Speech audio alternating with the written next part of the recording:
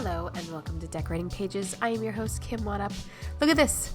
2 in 1 week. Look at me. Look at me getting shit done.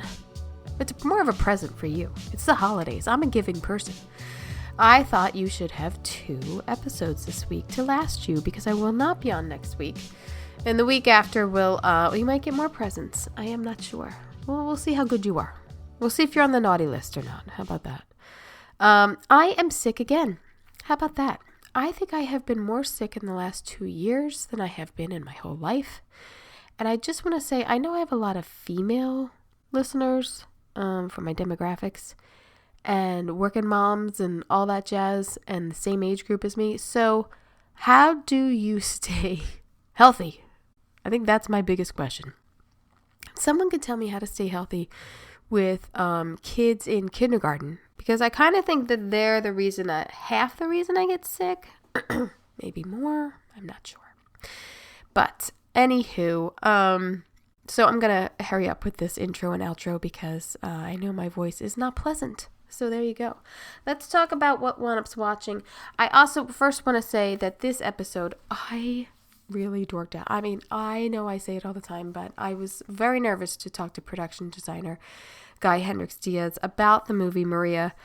I really like the movie. I think Angelina Jolie does a fantastic job, and the production design is such a character in her emotions and the mood swings, and so it was great to speak to him about this and his inspirations, and he really gives up some great details, and especially talks about his production design book that he puts together for every project, which I just adored. I adored it.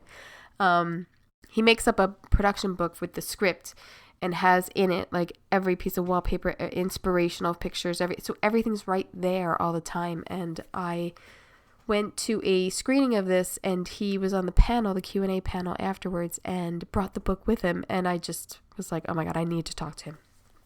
I need to talk about that book. So we get into that a little later. The ADG voting is open. It's open until the 3rd, January 3rd.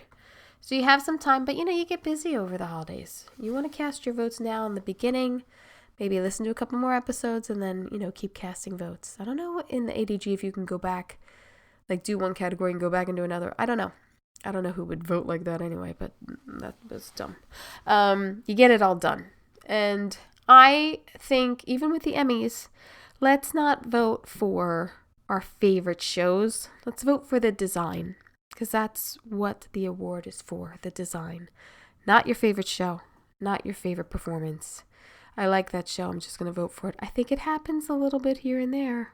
I'm not going to lie. I don't even know why. I don't even vote in the ADGs, so you do you.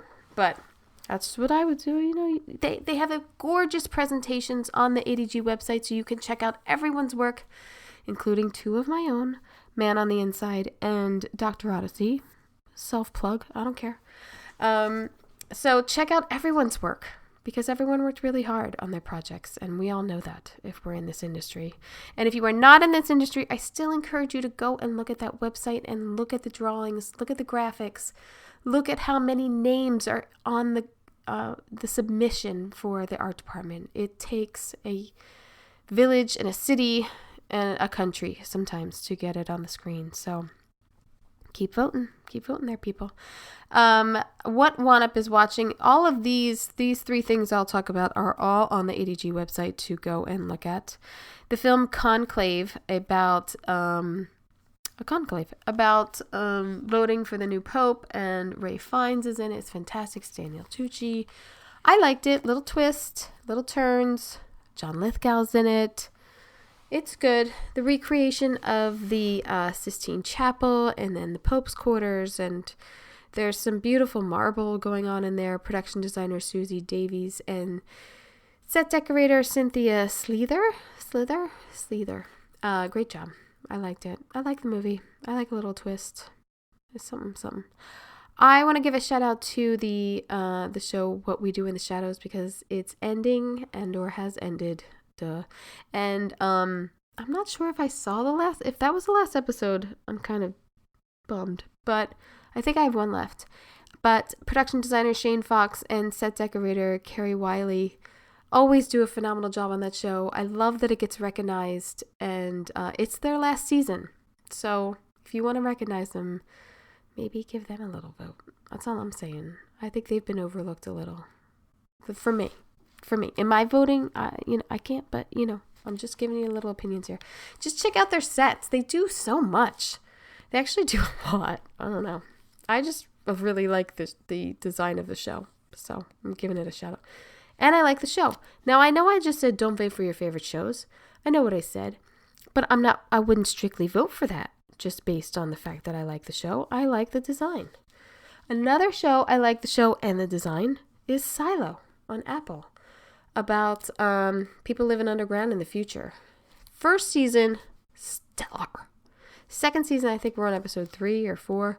It's a little slow, but I really like the design of like this underworld, and everyone's only got this little apartment and fake windows, and everything's very compact, and the color palette's very tight. I like it. And it's huge set, these huge spiral staircases that go up and down the silo that everyone lives in. I always think is a fantastic design. This second season, the designers are Nicole Northridge and set decorator Johnny Mead. Bravo. I think it's a great design show. So, yeah. And those, again, are all on the ADG website to check out. Also check out the Decorating Pages YouTube page, and you can see all of the pictures that and set photos that we are talking about during all of the interviews, especially this one. And I show some of his book, I show some of his renderings. So let's get to it. I am thrilled beyond belief to talk to the production designer of the new film Maria, starring Angelina Jolie, about the life of opera singer Maria Callas. Guy Hendrix Dyas, whose visionary work has brought to life some of the most breathtaking cinematic worlds like Inception, Passengers, Spenser, and many more. In Maria, Guy masterfully crafts a visual narrative that mirrors the emotional and psychological journey of its characters. From designing the main set of the apartment to intricate period details, the design serves as a vital storytelling element. We explore the challenges, inspirations, and his whole creative process, his collaboration with the director, and how he brought Maria Callas' life to the screen. So I hope you enjoy. You love the film, and thank you so much for finding the time to speak to me. Yes, thank you. I watched it twice so far. Wow. And I was lucky to be at the BAFTA screening like 2 weeks ago where you spoke. Yeah. And I, soon as I saw it and I saw you break out your book, I was like, oh my gosh, what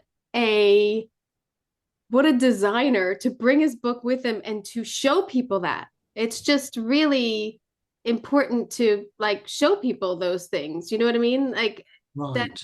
It's tangible. These are working drawings that you produce and your team produces to fill this book, to make this film. It's just wonderful. I loved it.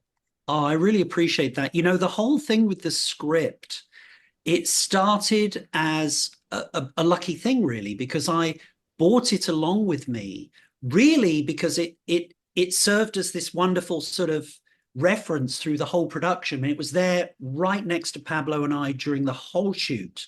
So the book experienced the whole film. And I brought it along, and I think the good folks at Netflix saw it and said, wow, you should bring this around and show. So it was really their clever idea to keep showing up with it. And I'm very grateful they did. I had no idea that people would be so interested in this. I mean, it's a very old-fashioned production design technique. I mean, I think with the advent of iPads and computers, I think maybe this is a bit of a lost art, but for me, it's a very, very important part of the design process. The tabs at the top are all the different sets, and the tabs down the side are all of Pablo's magical scenes, which he adds to the script. They're not part of the original Stephen Knight script. So it becomes this incredible document that everybody uses. You know, Massimo, the costume designer, would often grab it off me to have a look at what was going on, or the hair and makeup department would borrow it often to see what or how we wanted Angie to look in certain scenes. And even this page that we're looking at here, you can see my drawings of and caricature in the middle there of Angie as Maria Callas in the style of the original art that was on the wall around her. So if you look next to that tape recorder, there's a photograph, little tiny photograph of Maria, and in the upper left and upper right are two sketches of Maria. And on the left-hand side, those big images at the top and the bottom were a little color copies of the original art that I did that we put in the frames on the set. Down here, also your placement of that's the placement. Yes, that tells us what the placement is. And we wanted to be very accurate about that wall. Since you had, you're recreating this life, did you go to her apartment? Is her apartment still around? It is still around. We usually do this thing, Pablo and I, we backpack as part of the discovery process. You know, Pablo's a poet. I'm always telling people this. He's a brilliant director, but he's kind of a poet. And for him, the way he immerses himself in the subject, other than the immense amount of reading that he does, is sort of a tour of all the places that the character would have been. We did the same thing on Spenser. And the idea is that we can absorb, I suppose, the spirit of Maria by visiting her favorite restaurant, going to all the cafes that she hung out in, going and looking out of the window in Place Vendôme in France, where she stayed at the Ritz. All these places we went to, and we could never quite get into her apartment. But on the last day in Paris of a week's trip there, we were able to sneak in the back door. It had been sold and refurbished, completely gutted. But obviously the bones were still there, the rooms were still there. So we got to see exactly how Maria's apartment was. I wasn't allowed to take photographs or particularly do anything really. So any photographs that you see are me sort of sneakily sort of doing it under, sort of off the record, because I wasn't really allowed to. But I had to record this very, very important historical place and sketch the floor plan so that I could recreate this on stage later. I didn't know anything about her, which I think is sometimes the best to go into a film not knowing. And discovering these characters and discovering these sets and these locations and her life. And it made me like just research her when I got done. I never knew she was with Onassis. Like it was just, it's such just a deep life to like focus on. I know. When coming off of and working with Pablo and Spenser, were there specific things that he wanted in the design for Maria? He was very, I think, very trusting in me. He said to me, just sort of do your thing. I mean, literally, he said, do what you did on Spenser, discover who she is and start to create a set and a backdrop to the story that services the story and is shootable and makes people feel like we're right there in 1977 in Paris. And so I went away and I did my usual thing. I just thought about it rather like you. I knew very little about her, just a footnote in secondary school, really, in music class about Maria Callas. I knew outside of that, I really didn't have any knowledge of her. So I immersed myself in the music. I got a couple of books. I did a lot of reading, looked at a lot of documentaries. And it seemed to me that what I needed to do for this set that you're looking at here was really effectively merge her past grandeur with her now current day 1977 sort of I don't know, singular life, her loneliness, Loneliness, really. So, and even though she had Faruko and Bruna with her, she led a very solitary lifestyle. So really it was a merger of the solitary lifestyle and this sort of past grandeur that I needed to somehow get into this apartment. And it was tricky. But I think the key was already there in the true history of Maria, which is that she allowed magazines in the 60s and 70s to come in and interview her in her home, but only in specific rooms, like her drawing room or her dining room, which were very grandiose and traditionally appointed and decorated with those huge chandeliers that I drove absolutely everybody nuts over, because yeah, there they are. The chandeliers were very, very big. And I remember getting told off because I said, I need them to be bigger. And so these chandeliers were real chandeliers that we extended with an extra row of candles to make them that much bigger, to give you this almost fairy tale quality to the space. And that's why they feel a little bit abnormally huge. If they do, then I don't. I mean, this compared to the scale of the room and her life and her grandness that she's trying to put out there. I think the scale is good. I agree with you. Well, you have tremendous taste, I would say. Well, yes, I do. But I mean, the decor, your decorator, Sandro, did such a fantastic job. Yes. In the textiles and the timing and the period and everything. I think too, which is always important, I think, when we decorate, is not everybody's decorating. This is set in 1977. You look at this room and you know it's not 77, but the quality of her life is there, the grandness, as you were saying, is with the chandeliers and everything, No, exactly. Yeah, Sandro, it was the first time I worked with Sandro. He was absolutely delightful. He's become a very good friend, and I'm sure we'll collaborate again. And what I loved about him is that, I'm quite a bossy designer, and I'm quite, I'll demand most of the work the way you see it. But he was wonderful. He would come in, this very gentle, sweet Italian man, and he would add these little touches that would just take it to the next level. He really is a talent.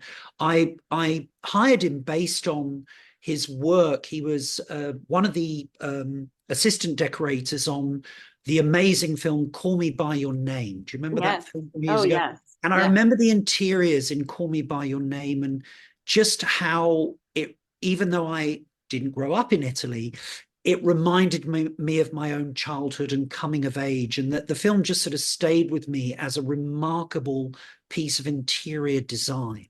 And it wasn't recognized in the way that it should have been, I felt, that year for the art direction, because it was such a simplistic design in so many ways. And that's what made it so wonderful. But anyway, I wanted Sandro on the team to hopefully bring some of that energy into my own design, which can sometimes be, by my own admission, a little bombastic and show-offy. I wanted him to bring some of that sort of, I suppose,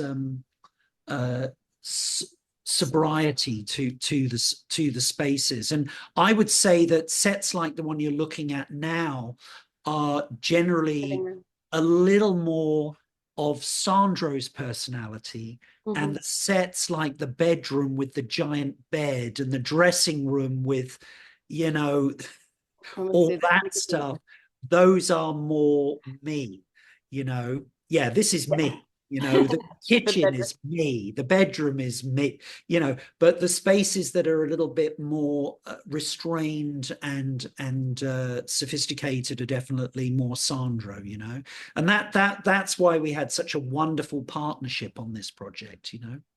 Her dressing room is fantastic, and I loved they do some very very informative shots of like religious figures. Oh, yes. And her pictures. Yeah. And the bus, I mean, this one scene Mm. with all of the Greek and Roman busts that you have, was that, what choice was made there? Was that something you saw in research, or was that? No, I suppose in a way I've always been a fan of Peter Greenaway, and he had a film you may recall called The Belly of an Architect.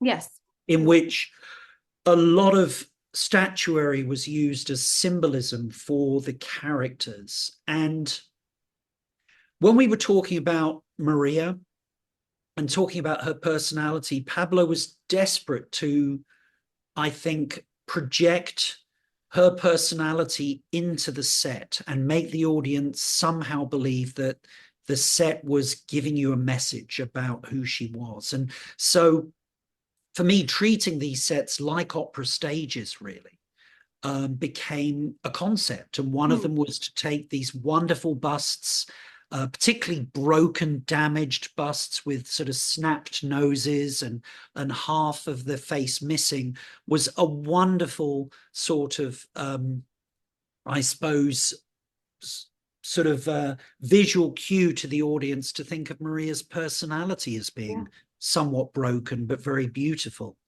And that's really what the idea was, if that makes any sense. And certainly I think it works in the film, you know, in the context of her spending her life on stage, the line between reality and fantasy for Maria at this point in her life is quite thin. Right. And so it's quite nice to think that we could be on an opera stage, or we could be in her home. Hence things like the tapestries that you see here. You know? I also love this concept in the closet of the clothes are there. It's not like a closed in closet. Like you've created this closet around her. Yeah. Well, the clothes needed to be worshipped. Yeah. The clothes in the film are so fantastic. So yeah, well, look, Massimo is a master of costume, and he after we had those hero pieces of costume that Maria was going to wear on stage and to the Dorchester and all these amazing events through the 50s and 60s, I suggested to Pablo that we should recall them and see them in her dressing room to remind the audience of this journey she had had. Yeah. And we sourced a lot of the clothes ourselves at the set decorating department, not costume, sourced all these shoes and hat boxes and handbags and, of course, silk gloves and dresses and garments to sort of suit the color scheme of the set, but also act as wonderful filler between Massimo's sort of hero pieces of costume, Yeah. I mean, it definitely is. The color palette is there, and to me it meant that these are the good things I'm wearing, but I also have another huge closet. Like I just kept envisioning, like when she goes in to get her pills and everything and those little things, I was like, oh, there's like another closet somewhere. But yes, yeah. This is like your day. This is like we're using these, so we're taking these out, like, or we're showing them off a little or something. Exactly. So, and we built all these shelves, of course. Oh, that's right. Yeah, I was going to ask, because they're beautifully made. I mean, the brass and the wood and and the lights on them, and right. No, they're custom made. I wanted to show off the shoes. Yeah. I'm a British guy, right? So I have a thing for clothes as well, and I wanted to show her vast array of gorgeous shoes that she had. We found out some astounding numbers when it came to Maria's personal effects. 5,000 pairs of silk gloves, for example. Wow. Over 8,000 pairs of shoes. She had enormous amounts of clothes, and certainly when we visited her apartment, the shocking size of the room that was dedicated to her wardrobe equaled one of her drawing rooms. Wow. So it was a very big event. So although what you're looking at is a more theatrical interpretation by myself and the team, of Maria's dressing room, there are some elements of truth here, you know? Oh, yeah. I also wanted to ask, there's in this, and then when she's on the floor in the drawing room, I believe, there's this green light. Yes. And I wondered about that with the DP is Edward Larshman, right? Right. Was that decision based on her emotion, or just what the contrast, or how was that decided? We had two things going on, really, that we had a sort of a master plan of showing Maria's mood through color, the color of the set, color of the lighting, color of everything. But the green came about because, in a way, what I think it was able to do was attach a kind of an iconic feel to this apartment that made it very, very unique, and strangely made it feel very 70s. And we tried several colors. There was a blue that we tried, and Ed and I decided that didn't really work. We also tried almost kind of like a rust orange, but that almost felt weirdly like we were getting into sort of the red light district. It didn't work at all. So we ended up settling on this green, which was very interesting, because this picture really demonstrates exactly what I'm about to say, which is, for the first time in my life, I chose the colors of a set based on the couture fashion runways of the late 70s in Paris, rather than looking through interior design magazines. I didn't look at any 70s interior design magazines, partly because I felt there was an experiment to go on here that could bring great reward if we got it right. And secondly, because I was so tired of seeing those almost stereotypical kind of period sets that you see, where it's, okay, we're in the 70s, they're using, orange, and and it just becomes a cliche. And so I wanted something a little richer and more sophisticated. And so I started looking at the fashions of Yves Saint Laurent, who was a personal friend of Maria's, of Sonia Rykiel, went deeper, Pierre Cardin, Christian Dior. I looked at all of the fashion houses of the time to see what colors they were favoring. And there was this huge lean towards these deep reds and rusts and oranges, but also these sort of velvety browns and sort of very creamy whites. But then there'd be these pops of color. And one of those pops of color was this green, and this sort of off green turquoise.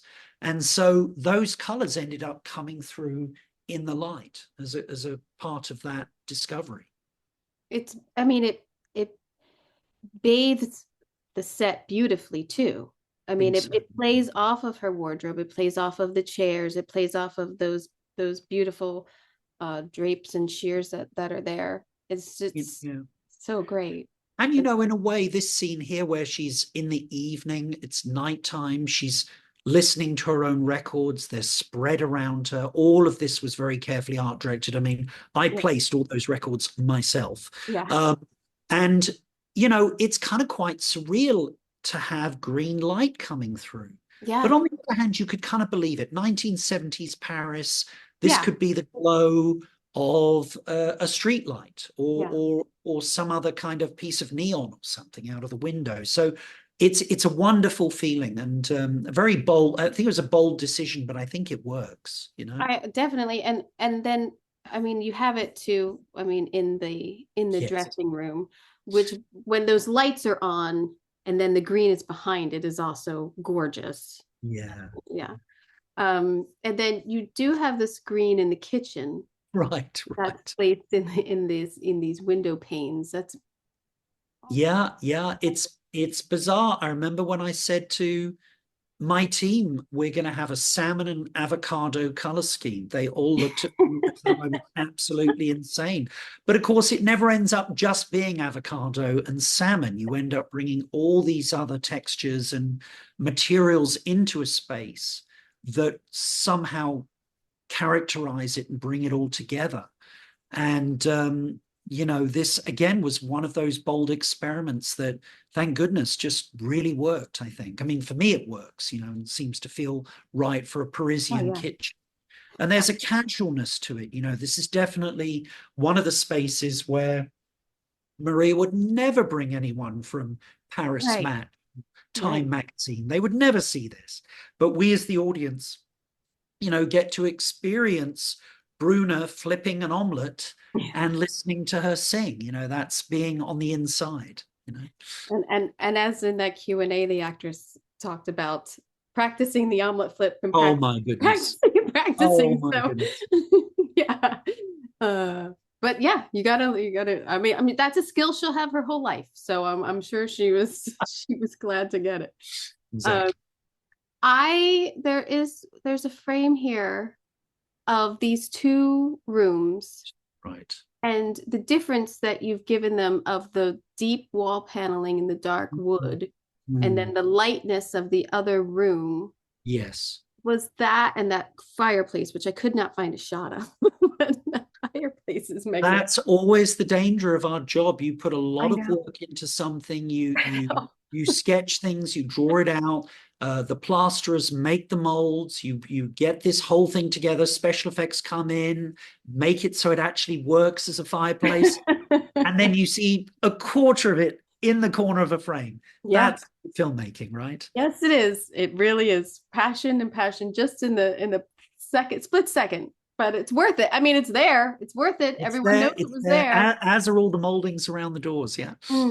Gorgeous work by the construction and everything for these rooms. And then when you have her, this room, she's sitting in that room also. Just the textures that were selected for the sofa and the tapestry over the table and the large paintings. The scale of everything for her really plays into her character so much. It's just beautiful. It really does. I actually zipped into this and changed the tablecloth in this frame because there was actually a plain sort of maroon kind of covering over that little oak table there where she's using the ashtray. And I remember looking through the viewfinder and thinking, if I don't change this now, I'm never going to forgive myself. So I remember getting permission from Pablo, running into the shot. I'd found this beautiful sort of throw, and I just wrapped it around there so it looked a bit like a tablecloth and of that table, and it just sort of harmonized the whole set with these rich colors, you know. But it's amazing how one thing can throw it off. Yeah, I mean, I'm sure that tablecloth was fine, but when you see it in the camera, sometimes and a lot of times we don't have time. I'm sure Pablo was on to the next set or like, you know, busy doing something. You like, it's just that like you open these sets and then, you know, they change the shot on you and then you're like, why didn't I know that was happening? I would have done this or that. I mean, you're lucky you were there. Well, I was there every day. Were you there? So one of the things on bigger films, I can't be there, obviously. Right. On Pablo productions, I have a little portable chair and table, camping table. And I'm in the next room, literally drawing sets and emailing my art department back at the main art department. Right. But I'm there every day. So Pablo insists on me being his standby. Oh, that's great. I actually am responsible for anything you see that you don't like. I apologize because I was there. It was me, not the prop men, moving pill bottles and adjusting busts and changing lamps and purposefully, in this case, having a lampshade that's a little off. That's all me. You know, it's a wonderful opportunity as a designer. You never have to do the classic thing of going to dailies and saying, what were they thinking? Why did they just do this or do that? No, I was there. And if it's not right, it's me. I think that's a wonderful opportunity and, oh my goodness, not something you get in filmmaking or TV. I mean, television, you don't get it in TV for sure, but in filmmaking, to be that collaborative for every shot is really, really amazing. That's a great duo. That's a great. No, I was very, very lucky to be there. As I say, you know, it's like this was an impromptu set. It wasn't, or not the set, the setup, which, you know, and Pablo has these magical character moments which enrich Stephen Knight's script. And he said there's something missing. And he'd been saying it for about 2 days. So there's something missing, there's something missing. And in the end, that thing that was missing was a moment where you saw Maria simply enjoying time with Ferrucco and Bruna as a little family unit. So he turned to me at about 4 o'clock in the afternoon and said, I need you to just come up with something. Just come up with something. I don't know, cards, you know, drafts, chess, whatever it is, you know, come up with a game that they can be playing and enjoying, and let's just see what they do. And this was the magical moment where Maria said, when I'm gone, please stay together. It was such a heart-wrenching moment. Unscripted, purely Angie, purely those two incredible actors, all caught on film. And Pablo will always do this thing where he'll look over at me, kind of like a 10-year-old, and go, oh, we've got this. There are a couple of moments like that. For example, when the dogs cry. Oh, that's Maria so sad. That's not sound effects. Those little dogs, and that's the only casting I've ever done in a film. I cast the dogs. They came in and started crying when they saw Angie on the floor, because they got to know Angie over the couple of months that we were shooting really well. They were with her all the time. So when they came in and saw her on the floor, they were genuinely distressed. So that's not sound effects. That's really the dogs crying. Oh, well, I think they should be nominated. I think they're cute. I mean, they had perfect timing. I was like, how they must have cued those dogs somehow to like cry. It seems that way, but no. And there was never any. And we had a couple of tricks to keep the dogs with Angie and in check, but getting them to cry on cue was not one of them. So that was all their intuition. Wow. Actors. Bravo, doggies. That was awesome. I mean, it's, I guess too, like you're saying, when you get this time to rehearse and you get this time, it's so important. I mean, all of it, you know, the prep is so important. And how much prep did you have on this?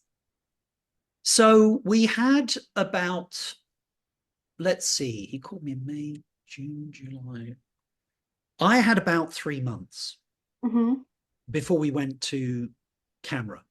Right. So, but most of my crew came on about 8 weeks out. So I had about, you know, a month to 6 weeks ahead of them to create things like what you're seeing, artwork, and just get everything ready. So when the crew came in, there was a clear blueprint for them, you know.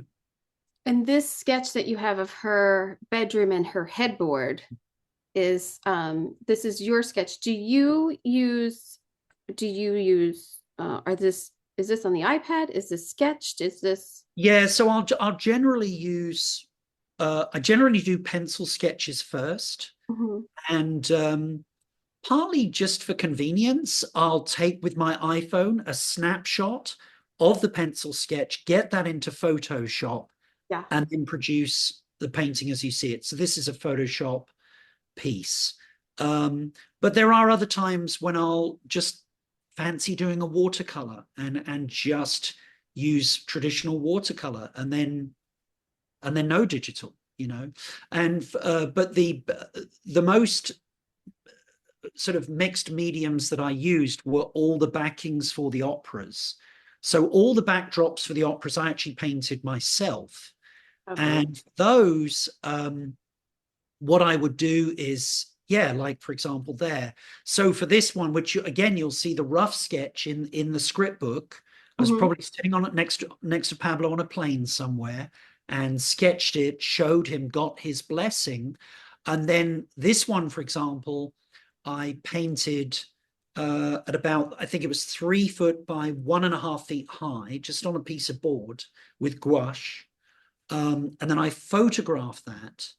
And then we blew that up as a print to about 6 feet. And then the 6-foot print, I had to go over and paint again because it got soft.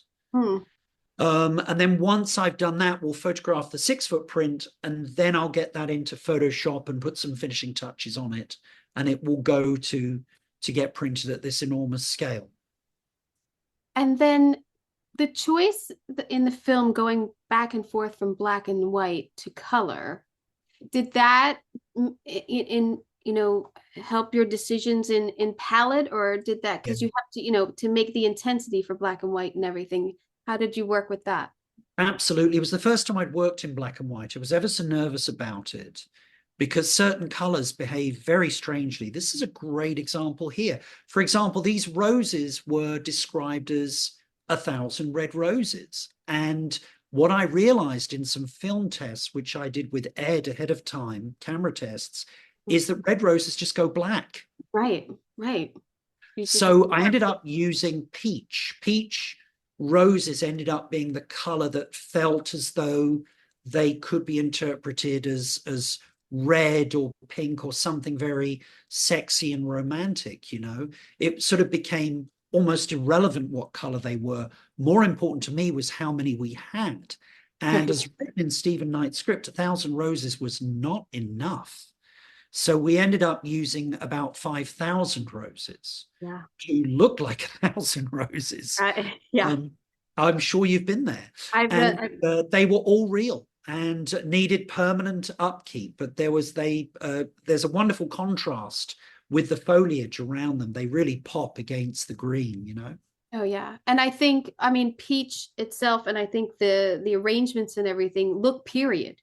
Yes. It also lends to the period of everything around it. That was gorgeous. Well, everything had to be correct. That was, 59, and there was a sort of a jazz band, and the setting was more ballroom than swing. This was still very conservative.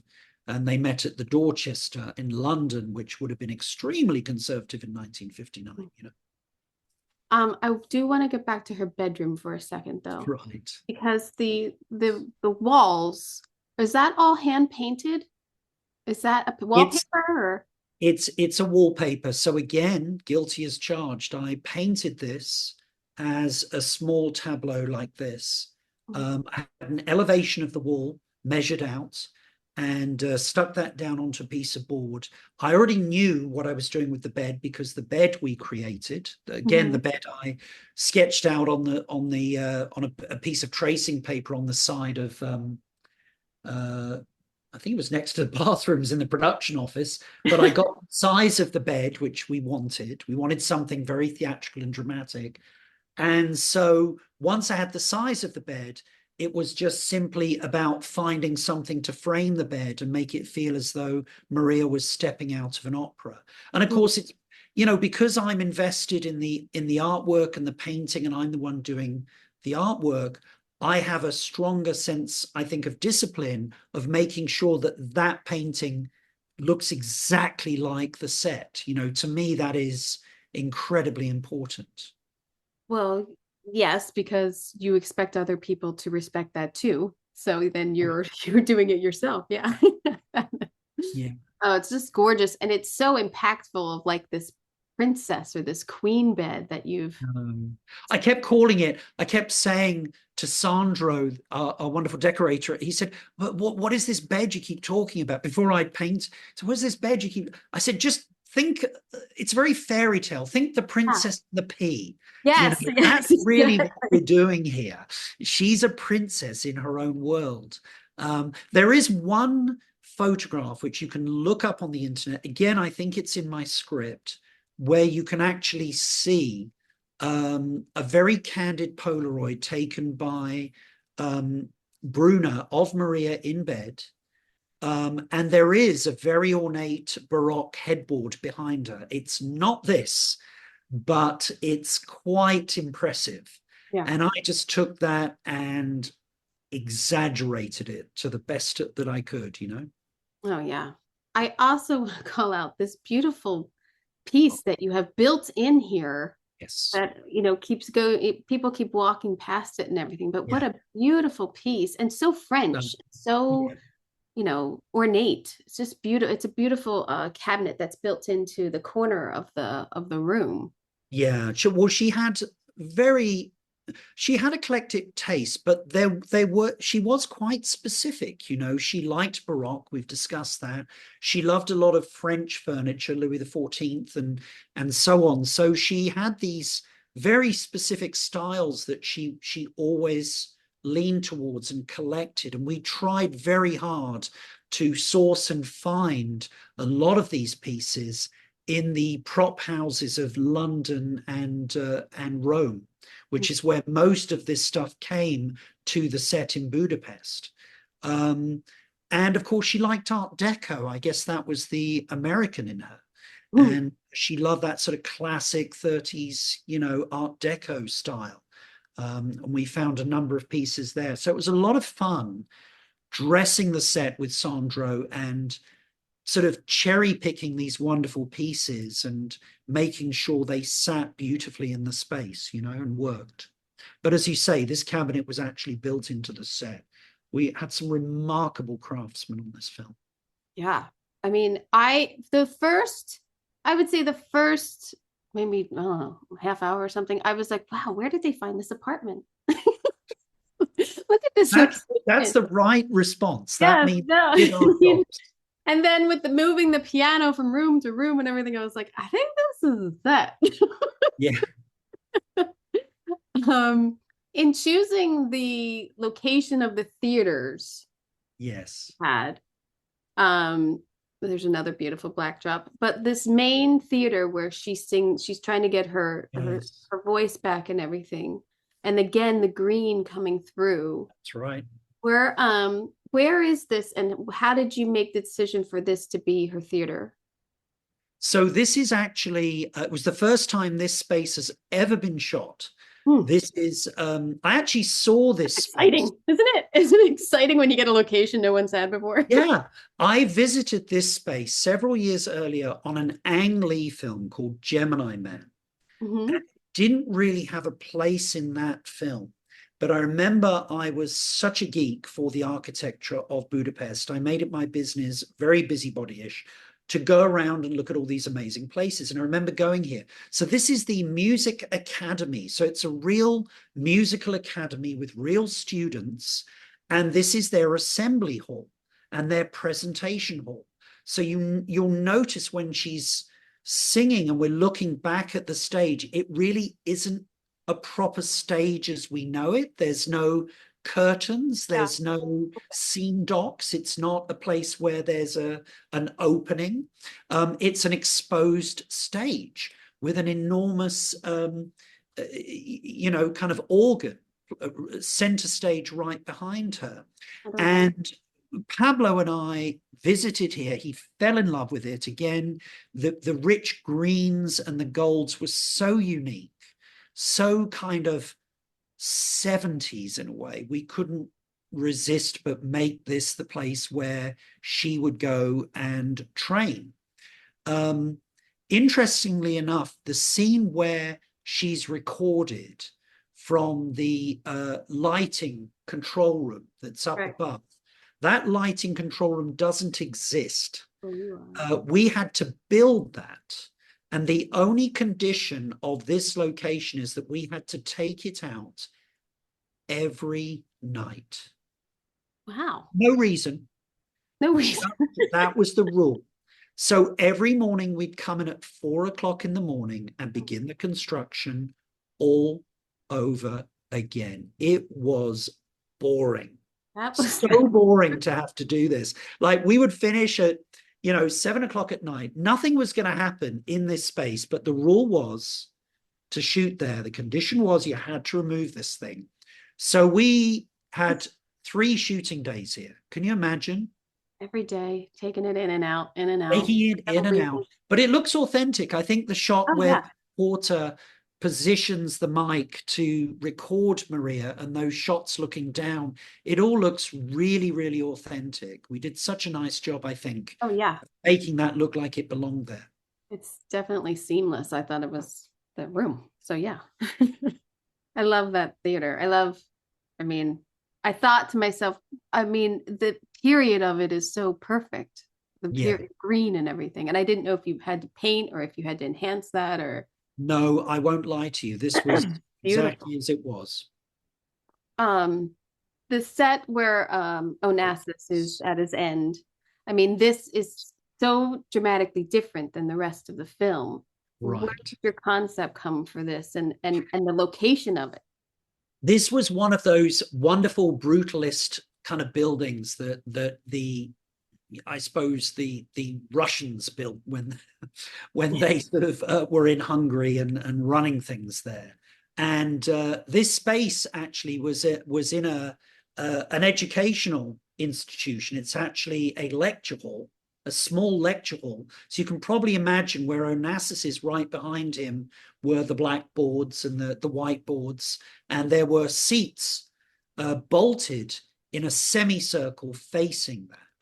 And we had to unbolt the seats, remove them, put a new floor in so that you couldn't see all the holes, hang this wonderful kind of thick, semi-transparent plastic up, which was very icky and very perfect and sort of isolating in many ways. But I purposely went into this bizarre, slightly, dare I say, 2001 kind of aesthetic for this scene, because I wanted to feel a sense of isolation for this man who had it all, and where he ends up at the end of his life. And of course, when Maria comes in to see him, that's highlighted. Her warmth and her love towards a man who's really disrespected her, I think is heightened by the bizarre coldness of this room. These strange balls as well were, and forgive me for getting a little kind of over the top dramatic here. I imagine that as he was lying in his deathbed, again going back to my sort of 2001 analogy here, these are almost the planets circling around the sun, and aligning themselves for his death. And I just loved seeing layer upon layer of meaning behind this space. I was very, very happy when we got to use it. It had never been shot again. Nobody ever wanted to go in there and spend the time to unbolt the seats, remove them, set this space up as, a hospital. It was very, very on purpose that none of the flowers from well-wishers are near him. I wanted him to feel like a lonely, old, sad human being. Famously, apparently the only thing he had by his bed when he passed away was a notebook, a pencil, and a calculator. Oh, God. I know. True story. It really visually tells the story here when you get to this point and she's walking that long hallway and there's echoing. And no one's around except for like some guards or some people. You can go in now. And he's alone. And it's like, what a life you could have had, and it's very dramatic but very poignant in storytelling. This set, I thought, just beautiful. Thank you for noticing. I put a lot of effort into this set, and you get to that point sometimes. This was near the end of the shoot and everyone was very tired, and I was trying to do this big statement and everyone was kind of going, oh, do we really have to do this? Can't we just go to a hospital? And it's a designer or a decorator, we have our passion and we have our vision to fulfill, and unless you approach a project with the same fire and desire to make it the best you can all the way through, you end up with a mediocre film or visual story.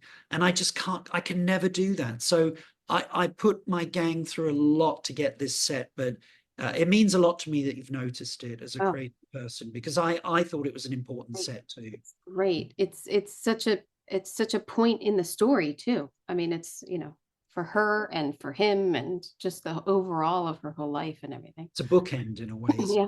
Yeah. I have one last thing. Oh, yes. This scene, the exterior, Yes. and the leaves. I heard tons and tons of leaves that you had to find and source and everything. But and then in the rain, can you tell us the selection of this location? I can. This is another one of Pablo's famous X shots, which means it's an unscripted vision from our incredible director. And I'm always ready for these. This one I had some time to prepare. So I got the call from Pablo, you know, Guy, I've got to have this scene. It's going to be amazing. It's Madame Butterfly. We're going to have, you know, the geishas run in and surround her, and it's going to be a vision, but I want it to feel very real. I want a full orchestra dressed in white, all playing, you know, and I immediately realized that not a single musician was going to want to have their instruments wet, destroy them. And these are serious musicians. So what you're seeing here was actually musicians who were miming to playback. So everything from the harp to each violin to every instrument that you see here was either bought as a secondhand or a forgotten, dusty old instrument. A whole bunch of these instruments came from a bunch of gypsies that we bought things from out in the countryside, and all of whatever it takes. Yeah, wherever it goes. And we refurbished all these instruments and asked the musicians to simply mime the part. And then just out of shot, we had an extraordinary array of rain bars mounted on cranes that would just, you know, absolutely send down this torrential rain between takes. Very cold it was, I remember.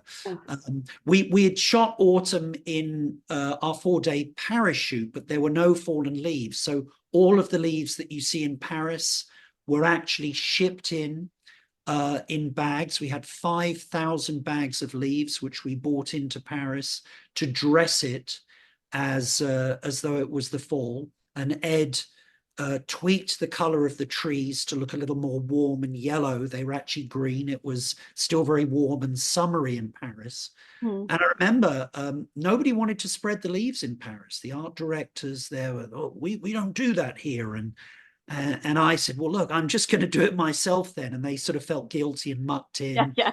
We got it done. But here in Budapest, it was full on autumn, and we had yet more hundreds and thousands of leaves to lay down for this scene in particular. But it has a wonderful impact. It's the autumn of her life. It's the winter of her life.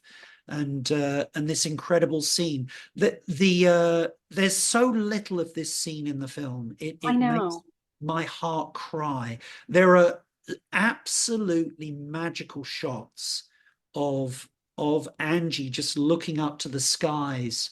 And I talked to our makeup team about very carefully choosing makeup that would drip in the rain. We have some amazing images of Angie. I think for a split second you see her with all the running makeup in this scene, and it's a very, very powerful image, I think.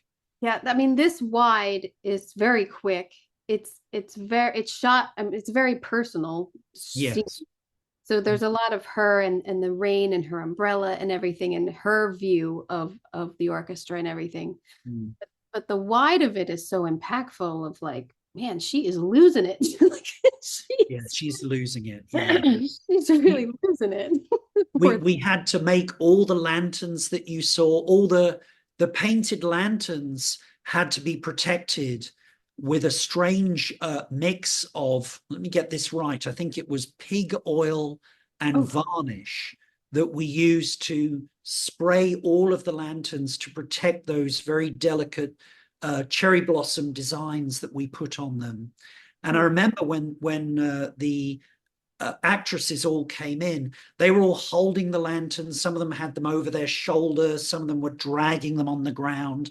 I got ever so upset with them. And I got in front of them and I said, look, you have to hold these lanterns at this height. And I remember I was quite strict. I would dive in there between takes and sort of correct them and lift them. And luckily on the takes that we used, all the lanterns are there at the same height. And it looks very beautiful when they all surround Maria at that moment, you know. It's beautiful, beautiful scene. And the colors and everything against the starkness of the building and everything is really beautiful. Yeah, that was the goal, to bring in that rich gold and orange and red, vivid red, against this sort of monochromatic backdrop. Yeah. Can I ask you one thing? Do you have a favorite project you've ever done? I mean, you have so many great designs. And I don't know, you know, it's really hard to talk about that. I mean, I would say for me, there's a little bit of every one of these projects that I've been very lucky to have worked on, that hold a very special place in my heart. It's, you know what it's like. You're a creative person. You sort of spawn these creative ideas and these designs. You're involved with a group of people in a very intense creative process for a limited period of time, and they're like your children almost. They're not quite as important as your children, but they're almost.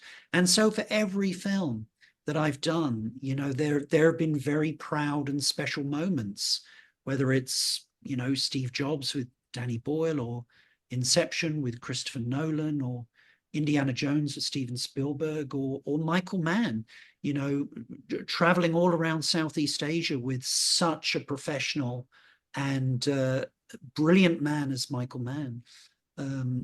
You know, all these directors and creators I feel extremely lucky to have worked with. And as time goes on, those memories only get richer and become more romanticized. You forget all the difficult stuff and you only remember the good bit, you know. And but I feel very, very lucky. I've worked with so many of my heroes and on so many magical projects.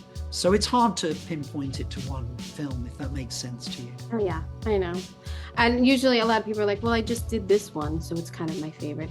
I would have to say, though, I think they are lucky to have worked with you. I think what you bring to these projects is so unreal and inspiring to decorators and designers, every project. So I thank you for the inspiration.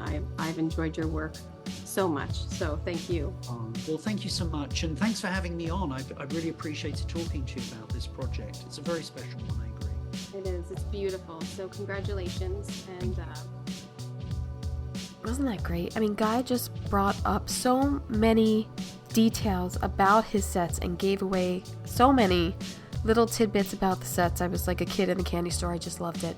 Loved speaking with him. I wish I could have asked him about like Inception and Passengers, and I had a lot of other questions, but I really loved Maria too, and we had a great conversation there, so I hope you enjoyed that. Merry Christmas, and I hope you have a very wonderful holiday. Again, if anyone can tell me how to stay healthy, if you're taking zinc or you're taking something, let me know. I need something.